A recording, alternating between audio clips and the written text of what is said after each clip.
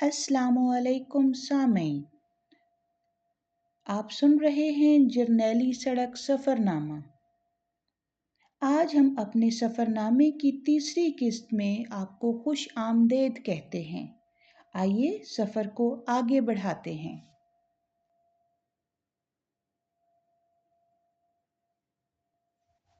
मैं जिन दिनों वहाँ पहुँचा, जीटी रोड पर डाकुओं के मारे जाने की खबर गर्म थी। हुआ ये कि एक रोज़ डाकू आए और इस भरी पूरी सड़क पर एक बैंक लूट कर ले गए। इससे भी बड़ी खबर ये थी कि पुलिस 3 मुलजिमों को पकड़ने में कामयाब हो गई। इसके बाद जो कुछ हुआ, पेशावर शहर के एक नामे निगार सब्ज़ अली शाह ने बताया।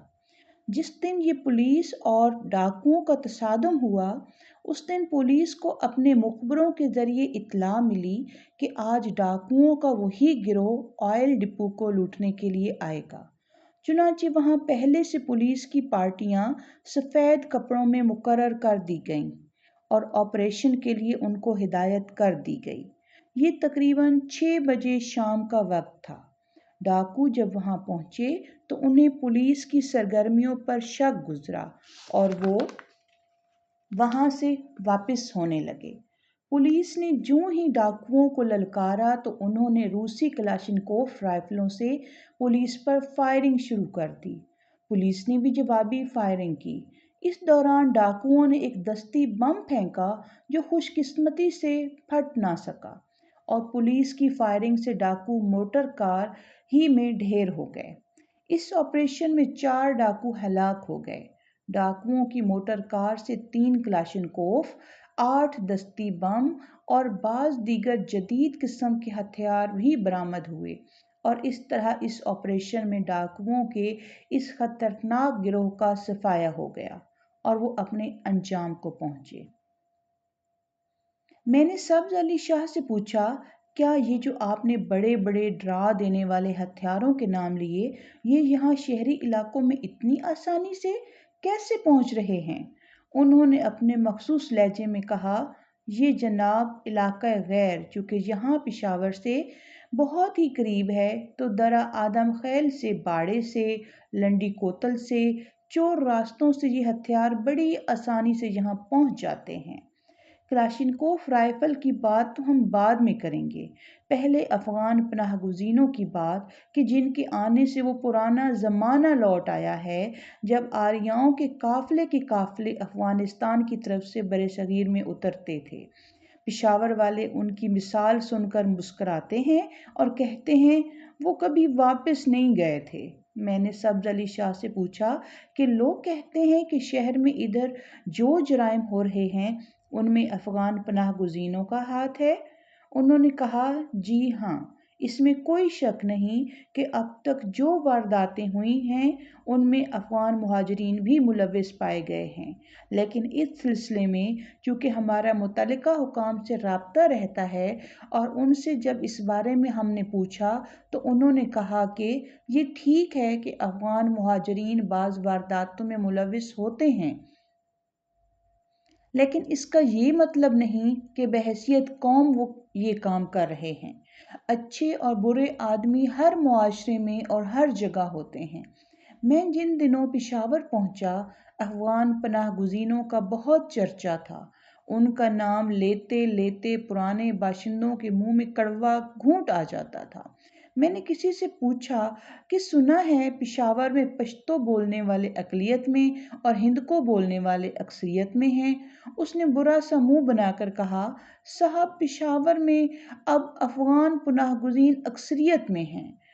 शहर के किसी पुराने बाशिंदे को तलाश करते करते मैं नमक मंडी में प्रोफेसर इमदाद हुसैन बेग साहब के घर पहुंचा। हिजरत की तहरीक से लेकर पाकिस्तान की तहरीक तक उन्होंने कितने ही ज़माने देखे हैं और मौलाना ज़फ़र अली ख़ां की नज़मों से लेकर कायद आज़म की तकरीरों तक सब कुछ ज़बानी याद है। हिजरत का किस्सा तो यूं है कि अफ़गानिस्तान को दारुल इस्लाम करार देकर 18,000 जोशीले मुसलमान बरतानवी राज की मुखालफत में अफ़गानिस्तान की तरफ हिजरत कर गए थे। قافلے کے قافلے خیبر کی سمت رواں تھے۔ ان دنوں مولانا ظفر علی خاں پشاور آئے تھے اور انہوں نے ایک نظم پڑھی تھی جو امداد حسین بیگ صاحب کو اب تک یاد ہے۔ اس روز سنا رہے تھے، تازہ انصار کی آئینہ روایات کرو، جس میں اسلام کی عزت ہو وہی بات کرو، ساتھ خیبر بھی ہے اور اس میں علی مسجد بھی، دور کیوں جاتے ہو مرحب سے یہیں بات کرو۔ صاف کہہ دو کہ نہیں تم سے کسی بات میں کم، کسی انگریز سے جس وقت ملاقات کرو۔ پروفیسر امداد حسین بیگ صاحب کی شخصیت بڑی دلچسپ ہے۔ ان کے گھر میں درجنوں موٹے موٹے البم ہیں جو دنیا بھر کے سیاستدانوں کی تصویروں سے بھرے پڑے ہیں۔ اس روز پرانے پشاور کی باتیں سنا رہے تھے، کہنے لگے کہ یہاں قدیم خاندان آباد تھے اور دور دور سے لوگ چلے آتے تھے۔ پنجاب، یو پی اور بنگال تک سے لوگ آئے اور یہیں رہ گئے۔ تجارت بہت تھی، آب و ہوا اچھی تھی، زمین آسانی سے دستیاب تھی، چنانچہ پشاور کی آبادی بڑھتی گئی۔ اس شہر میں ہندو گھرانے بہت تھے، اندر شہر تمام علاقہ ہندو تھا۔ بیگ صاحب خود اپنے محلے کے بارے میں بتا رہے تھے کہ یہ محلہ جوگن شاہ ہندوؤں سے آباد تھا، پھر دفعتاً سکھ آئے اور پشاور پر چھا گئے۔ اس کی ایک مثال یہ ہے کہ محلہ جوگن شاہ کا نام بدل کر انہوں نے جوگا سنگھ کر دیا۔ برصغیر تقسیم ہوا تو مہاجرین آئے اور پشاور کی زندگی کے ہر شعبے میں شامل ہو گئے، اور اب افغانستان میں روسیوں کا عمل دخل ہوا تو نئی قسم کے مہاجرین کی نئی لہر آئی ہے۔ امداد حسین بیگ صاحب نے بتایا، لاکھوں کی تعداد میں افغان اپنا وطن چھوڑ کر پشاور آ گئے ہیں، اور پھر پشاور سے آگے جوں جوں انہیں موقع ملتا ہے وہ پنجاب کی طرف بڑھ رہے ہیں، اور حکومت بھی ان کی پوری امداد کر رہی ہے ان کی رہائش کے لیے۔ تو ہمارے پشاور سے کتنے ہی میلوں تک، 40-50 میل کے علاقے تک مہاجرین آباد ہیں۔ سڑک کے کنارے جتنے علاقے ہیں تمام آباد ہو گئے ہیں۔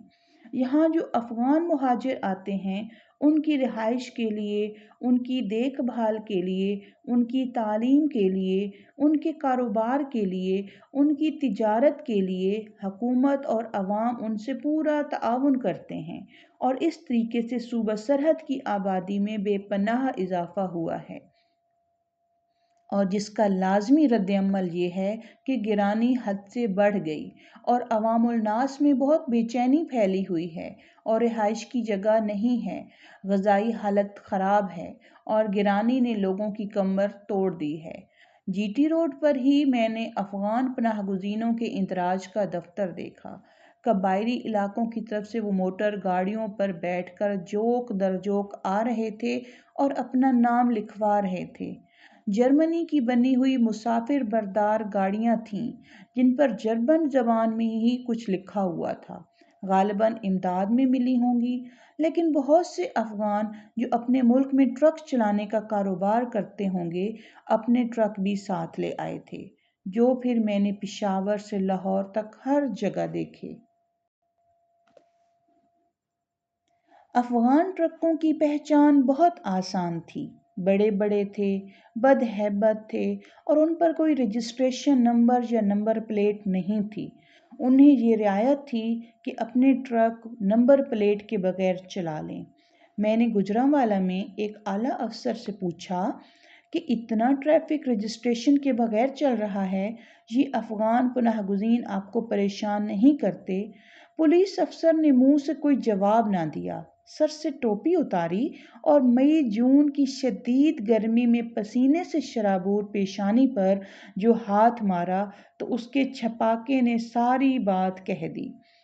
پشاور میں ان دنوں گفتگو کا انداز خوب تھا، جب بھی کسی سے بات کی ذرا دیر بعد اس میں افغان پناہ گزین، ہیروئن، روسی فوج اور کلاشنکوف رائفل کا ذکر ضرور آ گیا۔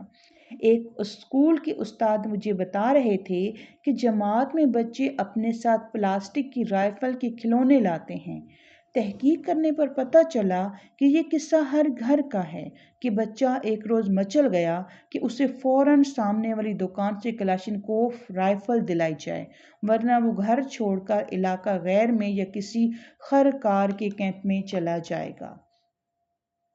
بڑوں کا معاملہ بھی کچھ مختلف نہیں۔ انہوں نے دوسری عالمی جنگ کی فرسودہ بندوقیں پھینک کر کلاشنکوف رائفلیں اٹھا لی ہیں۔ اب اس سے کم پر عزت نہیں ملتی۔ جس کے پاس پرانی یا دیسی بندوق ہے وہ اب شرم کے مارے گھر سے نہیں نکلتا۔ جس طرح پرانے شکاریوں کے گھروں میں دیواروں پر 12 سینگوں کی پتھرائی ہوئی آنکھوں والے سر لگے رہتے ہیں، پشاور کے حجروں میں اب دیواریں کلاشنکوف رائفلوں سے آراستہ ہوتی ہیں۔ اب معاملہ یہ نہیں کہ کس کے پاس ہے، اب سوال یہ ہے کہ کتنی ہیں۔ پشاور میں ہیروئن کا بھی بڑا چرچا ہے۔ جیسے جیسے مغرب والوں کی جیبیں خالی ہو رہی ہیں، ادھر والوں کی تجوریاں بھر رہی ہیں۔ لوگ راتوں رات مالدار ہو گئے ہیں۔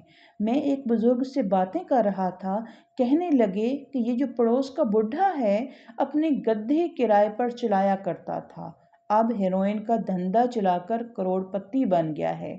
جیسے چرس نے اس کے دن پھیرے، بہت سے دوسرے لوگوں کے دن بھی پھیرے۔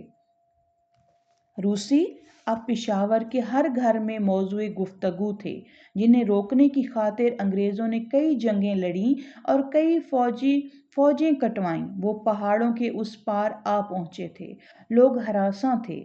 پشاور یونیورسٹی کے ایک استاد سے گفتگو ہو رہی تھی، کہنے لگے کہ رہائشی زمینیں مل گئی ہیں، لیکن بعض لوگ ڈر کے مارے مکان نہیں بنوا رہے ہیں۔ پشاور والوں کو اب ادھر سے آنے والوں کا خوف ہے۔ پشاور والے اب پہلے جیسے نہیں رہے، مگر خوب ہیں اس شہر والے۔ اس کا کلچر پٹھان کلچر نہیں۔ میں قصہ خوانی بازار میں چلا تو بہات بہات کی بولیاں سنی، پشتو، پنجابی اور سب سے بڑھ کر ہندکو۔ یہ ہندکو کون سی زبان ہے؟ پشتو کے علاقے میں یہ کہاں سے آ گئی؟ کہیں ایسا تو نہیں کہ یہ شہر ایک تاریخی گزرگاہ کے کنارے ہے، اس لیے آتے جاتے قافلے اور کارواں یہاں اپنی اپنی بولیاں چھوڑ گئے؟ امداد حسین بیگ صاحب نے ہندکو کے بارے میں دلچسپ بات بتائی۔ اس زبان میں انگریزی کے الفاظ بھی ہیں۔ انگریزی میں کہتے ہیں آر یو ویل، پشاوری کہتے ہیں ولے۔ تو یہ ایسی زبان ہے جو دوسری زبانوں کے الفاظ کو اپنے میں جذب کرنے کی صلاحیت رکھتی ہے۔ تو یہاں کے لوگوں کی زبان بڑی آسان ہے اور اردو کے مشابہ ہے۔ مثلاً آپ کہتے ہیں تم کیا کر رہے ہو، پشاوری میں کہا جائے گا تو کیا کر رہا ہے، تو کیا کر رہا ہے۔ اس طرح آپ کہتے ہیں ادھر آؤ، پشاوری کہتا ہے ادھر آ۔ اردو میں کہتے ہیں شور مت کرو، پشاوری کہتا ہے شور نہ کرو۔